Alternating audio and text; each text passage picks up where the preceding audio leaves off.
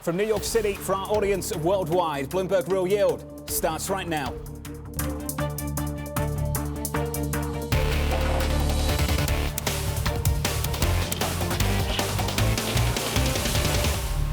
Coming up, America facing an expensive reopening. Economists struggling to read incoming data, and the Fed insisting policy is in a good place. We begin with the big issue. Nobody said reopening would be cheap.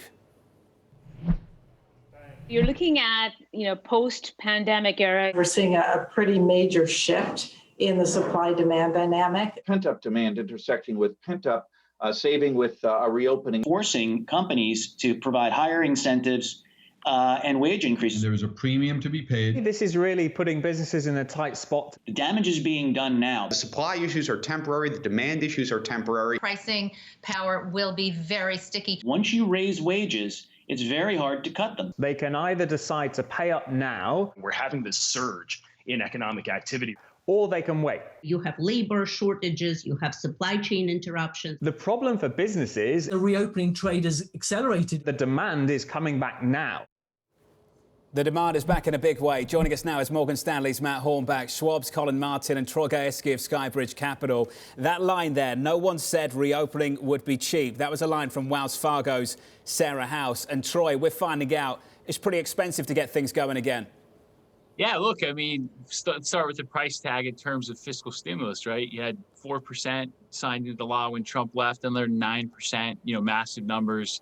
Obviously, you know what the Fed's done with their balance sheet. And so, when you combine the pent-up demand, the excessive savings, and the fact that you do have not only, labor mismatches, some structural issues, as well as disincentives to work, and obviously very crucial supply chain bottlenecks, you're going to have higher elevated inflation than we've really seen at any time since the late 90s. And then the million-dollar question, of course, is will it get out of control? And even though there's a higher probability of that happening now than there's, again, really been since the 90s, we still think it's only roughly a 1 in 5 probability that we see, multiple quarters of 4% plus CPI prints. I'd like to pick up on that point of a higher probability in just a moment. But Matt Hornbach, the question that Bank of America and others are asking right now is whether higher prices actually lay the foundation for sustained price increases through the year. Do they? Well, John, thanks for having me on, first of all. Let me just say that when we think about the sustainability of prices into the future, you really need to get the expectations component in the household reaction function to respond. And, we did get some evidence that households are adjusting higher their expectations for near-term inflation. Even the 5 to 10 year ahead inflation expectations gauge did rise, although we have to keep in mind it's the preliminary report. But nevertheless, in our analysis, we find that it takes a much longer period of time of price increases to get people to expect higher prices in the future and then drive their consumption behavior today. As we saw, higher prices in the near term is bad for consumption, as we saw in the retail sales report. Well, we're seeing something similar in the consumer confidence numbers for the University of Michigan as well. Collin Martin, your response to this conversation right now, what's the base case for you? We think inflation readings can be high for the next handful of months. We're in the same boat where we're not sure, how long these high readings will be sustained. We think that even when these transitory factors do roll off, we do think there is a case for somewhat elevated inflation readings. So we don't think we're suddenly going to go back to the, say, sub 2% CPI or PCI readings that we've really witnessed for the past decade. We think maybe they'll come down still to that 2 to 2.5% area above the Fed's target, but higher than what the markets have been used to, mainly because we have these easy monetary policies and really expansive fiscal policies putting money in consumers' hands. And that can really drive prices higher. So in the short run, we'll probably see some elevated prices for a little bit. We think it can come down, but still down to that 2 to 2.5% level that's higher than what we're used to. The balance of risk is shifting, and I want to return to you on that point, Troy, because I think it's a really important one. There is a difference between being a policymaker and a market participant. I've said that through the week, and I'm sure you guys agree. As a market participant, you have to constantly recalibrate the balance of risks around your central base case, Troy. That's right. And it's pretty clear based on the data over the last couple of weeks, you've got to do that.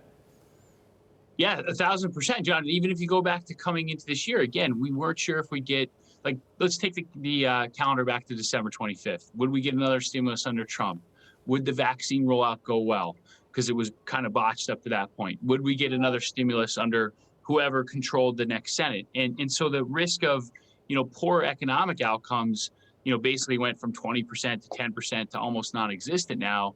And the risk of an inflationary outcome, went from, call it 5% to roughly 1 in 5 now. And so that's why you see the recalibration in markets, right? You saw yields going higher. You've seen growth stocks sell off. You've seen commodity sensitive areas rally. And so that dynamic process will continue. But, at the end of the day, unless you get labor inflation, and remember, most of the jobs coming back online now, even with pay raises, which it's really great to see, are lower wage jobs, right? So they may actually have an effect of pulling down wage growth. And since labor is still 55% of the economy, unless you get sustained wage growth for an extended period of time, it's unlikely we see anything like we had in the 70s. Adding to the confusion, though, Matt Hornbach, over the last week or so has just been a hat trick of big misses. Payrolls to the downside, CPI to the upside, and then your third one came a little bit earlier in retail sales, downside surprise. Why are we struggling to gauge what is happening here? And I say that because even when you look at how wide economic expectations are in the surveys that we do here at Bloomberg, you are still seeing on the likes of payrolls huge misses. Absolutely, John. I mean, look, data is volatile in the most normal of times, and these are quite clearly not very normal times. So it should be expected that the data is going to bounce around and leave us more confused than offering us clarity. This is exactly, by the way, what the Federal Reserve is expecting out of the data. They're expecting to get a confusing set of data, which is exactly why they want to wait to collect as much data as they can to give them the most clear picture of the economy as they can. That's going to take a lot longer than I think the bond market is currently priced for. Recall just 2 months ago, investors were talking about 3 million payroll gains over the next 3 months. Here, it's 2 months later, John, and we barely have 1 million jobs gained over those 2 months. So, it's going to take some time for the economy to really show its true colors. So we should be expecting volatility in the data to the upside and to the downside. So this is the analysis. Let's talk about what it means for this market. This is what PGIM's Greg Peters had to say on Treasuries. Take a listen. The rate move is largely finished here. So, we're still pretty constructive on interest rates. We think the curve will flatten. I think there's pressures around that happening over the near term. But I think the near term is really difficult. I think longer term is easier as we see lots of opportunity in treasuries over the medium to long term. I think rates are too high and the natural rate is lower. Collin Martin, 3 points to make here. PGIM and Greg Peters think, 1, that the move is done, 2, that rates are too high, and 3, the natural rate, the neutral rate is lower. On those 3 points, Collin, do you agree with any of them? I agree that the neutral or natural rate is likely lower than what we've witnessed in the past, but we disagree with the first 2 points. We don't think rates are too high, and we think the next move up will be higher for yields. We've seen them stall here for the past 2 months or so. We think that was natural. Yields rose really sharply on high expectations. Now we're at the point where we need to see those expectations turn to outcomes, to steal Powell's terminology there. But we're also in this really kind of funky environment where we don't really know how to read the numbers because we have the base effects, we have all the stimulus where it's really difficult to get a read on it. So over the long run, or even this year, we think yields should continue to move higher. We think the 10-year can get to the 2 to maybe even 2.5% area, but we might remain in this holding period, holding pattern for a little while as the markets continue to digest the info and actually see that economic data come in showing strong growth and higher inflation. I'd like you all to respond to that, to the argument coming from PGIM and Greg Peters. Matt Hornbach, your reaction. Well, John, I think in order to get the 10-year yield above 2% this year, you really need to price Fed policy in a much more aggressive stance than the Fed is currently willing to adopt. Our view is that you can get interest rates to grind higher, but we're not expecting rates to beat where the market implied forwards are this year. So essentially, maybe 10, 15 basis points higher over the course of the year. But if you bet on that, you're not going to make money, we think. So ultimately, we agree with Greg and his team at PGIM that at the end of the day, you want to buy treasuries, but you want to focus those purchases on the areas of the market that offer you the best carry and roll down. That's not the long end of the curve at this point. We think the intermediate sector, that 5-7 year sector of the curve, that's really where you're meant to be. Final word, Troy. Yeah, look, he's speaking with clarity in a market where no one makes a living calling the back end of the Treasury curve. So a lot of definitive statements in a lot of gray data points. Look, we were just talking about elevated inflation, right? And the fact that it's a higher probability than it's been for a long, long time. And we have had steeper yield curves in this coming out of the financial crisis. So there's no reason rates can't trend higher in the short to medium term. And no one really has a definitive grasp yet over how soon and how powerful the long-term forces of disinflation reassert themselves over cyclical recovery. So from our perspective, the best you can say about being long the back end of the curve is it serves as a potential hedge for a terrible economic disappointment. It's going to be hard to make meaningful returns, and you certainly have a higher risk of yields going meaningfully higher by meaningfully, I mean 20, 25 basis points. Sure. In a fairly range-bound market. So it's just not a great trade. What do you think the reasons are that we've struggled to take out the March highs on Treasury yields, Troy? Oh, well, yeah. So let's start with the Fed, right? So again, we have had steeper yield curves, but when you're not going to move the front end, I mean, the bribery that's going on for people to buy the long end to roll down is immense. And you could certainly go to, a 200 or 200 basis point plus, but that's point A. Point B is obviously their purchases. And then point three is that, right, I mean, look, every bond market participant over their career has enjoyed, the long-term forces of disinflation. And the question always is this cyclical bear market going to turn into a secular one? And, 90 to 95% of bond market participants are fairly certain it won't. And they're willing to live with, some short-term mark to market to continue to capture that long-term disinflationary trend. Same question to you, Matt. So look, I think one of the reasons we haven't made new highs since March is because expectations of, 3 million jobs in 3 months, we've got now expectations building for 350 to 90 basis point month-on-month core CPI prints. It's just expectations are very high, John. And at the end of the day, when all of these risks that we're talking about are already in the price of the marketplace, we really should be looking at risks that aren't in the price of the marketplace. Those are obviously difficult to foresee, but at the end of the day, the risks that we're all talking about, inflation, it's in the price. Matt Hornbach is sticking with us alongside Troy Gayeski and Collin Martin. Up next on the programme, the auction block, a blowout inflation print, calling demand at the Treasury's 30-year auction. That conversation is up next. This is Bloomberg.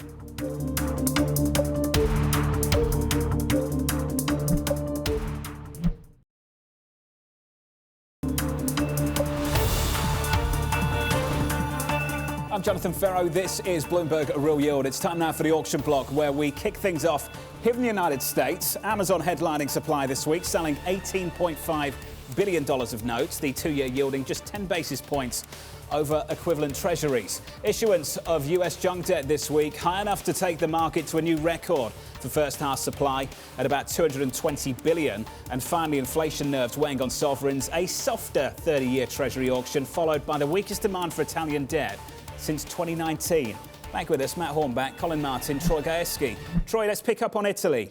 Not enough conversation, I think, about what's happening in Europe. The German bond yield's making its way back to zero. The Italian 10-year cleanly through 1% now. I just wonder, Troy, how you're gauging what's happening in the European bond market.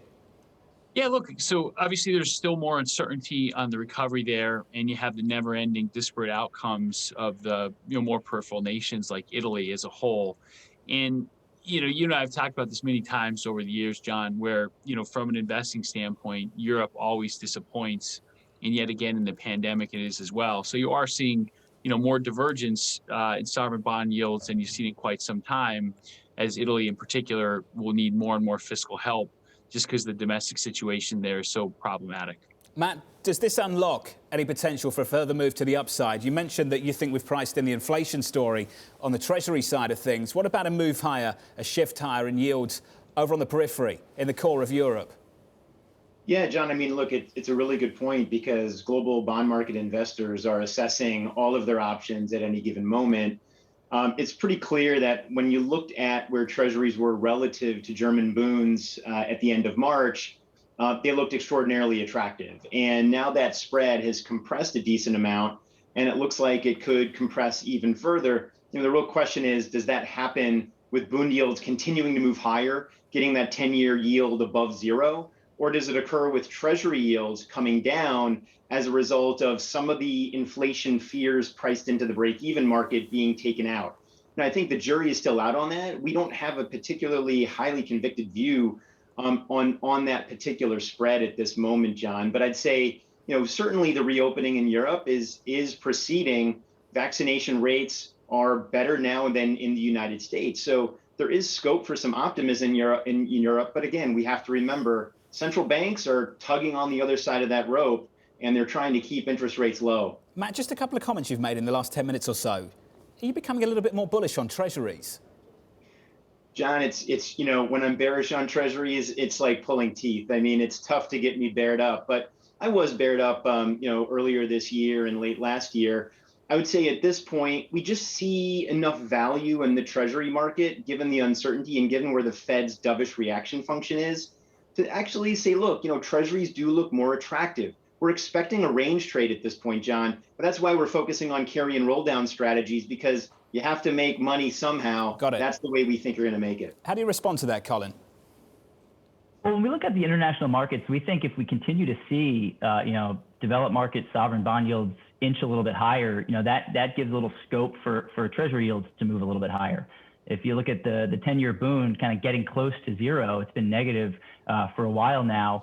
We think that can, just give U.S. treasuries just a little lift, because they're somewhat tethered together. There's always going to be some sort of spread. But if we see other developed market yields slowly rise, that can boost our yields. And when you look at Europe specifically, we're finally starting to see them make some progress on the COVID and vaccination front. They were trailing the U.S.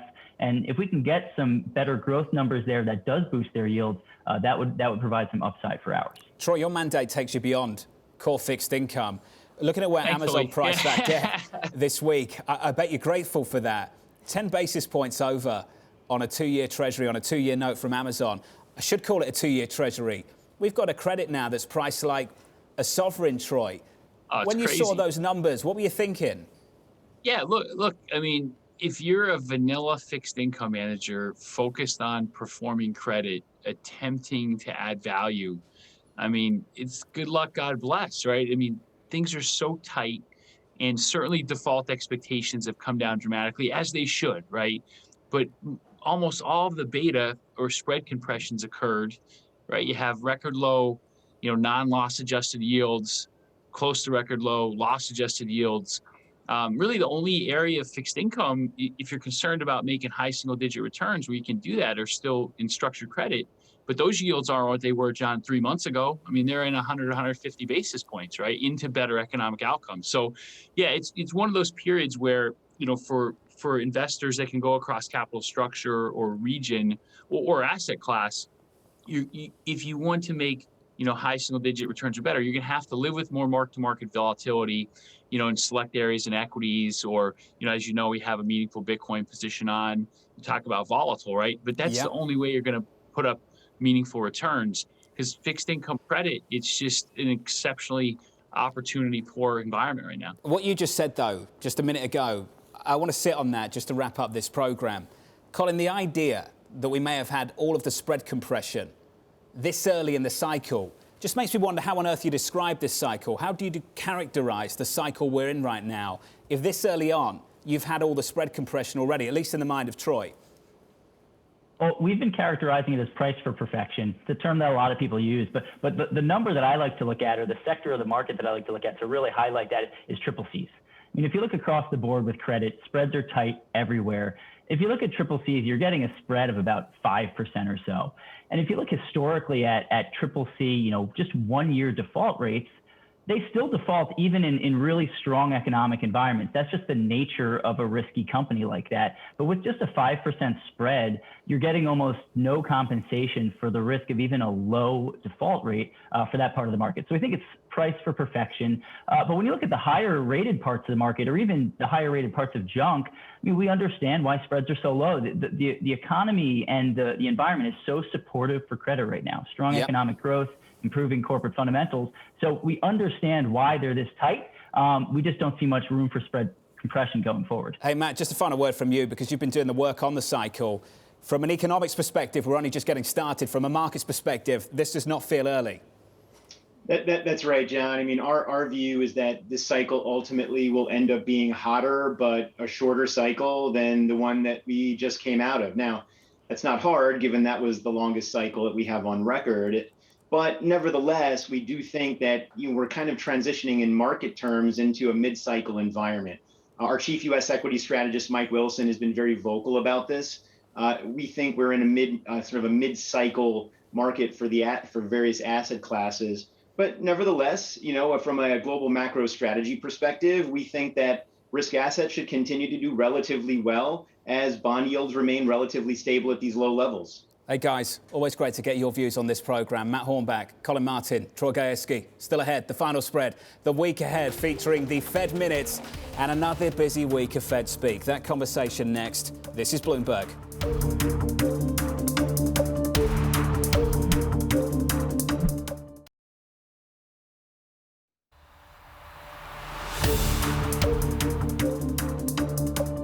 I'm Jonathan Ferro. This is Bloomberg Real Yield. It's time now for the final spread.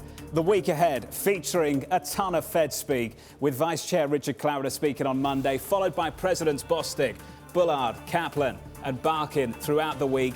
Does the script change? Have a look for the Fed minutes coming up on Wednesday for that. I think most of you know the answer at the moment. You doubt it, don't you?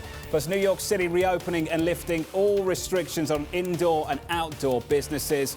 Then we get initial jobless claims coming on Thursday, and we round out the week with a host of global market PMIs coming up on Friday. From New York City for our audience worldwide, that does it for us. We'll see you next week, 1 p.m. New York time, 6 p.m. in London. Enjoy the weekend. This was Bloomberg Real Yield. This is Bloomberg TV.